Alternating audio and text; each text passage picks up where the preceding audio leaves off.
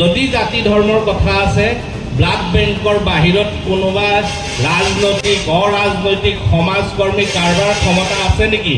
Blood বেংকৰ বাহিৰত লিখি দিয়ক, ইয়াত হিন্দুৰ তেজ লোৱা হয়, ইয়াত মুছলমানৰ তেজ লোৱা হয়। জুবিন গাৰ্গক শ্ৰদ্ধাঞ্জলি দিয়াটো ইমান সহজ কথা নহয়। মই মোৰ নিজৰ মনৰ কথাখিনি কৈছোঁ।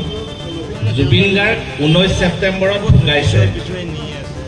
19 ছেপ্টেম্বৰত ঢুকোৱাৰ পিছৰ পৰা অসমৰ বাতাবৰণবিলাক সলনি হৈছে।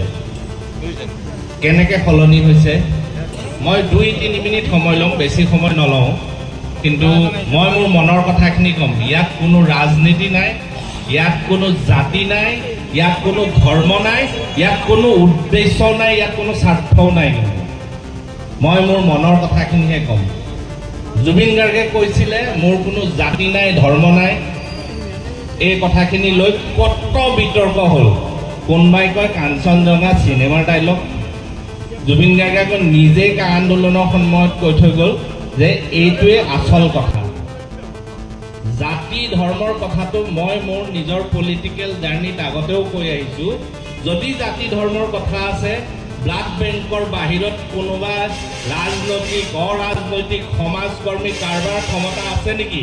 ব্লাড বেংকৰ বাহিৰত লিখি দিয়ক, ইয়াত হিন্দুৰ তেজ লোৱা হয়, ইয়াত মুছলমানৰ তেজ লোৱা হয়।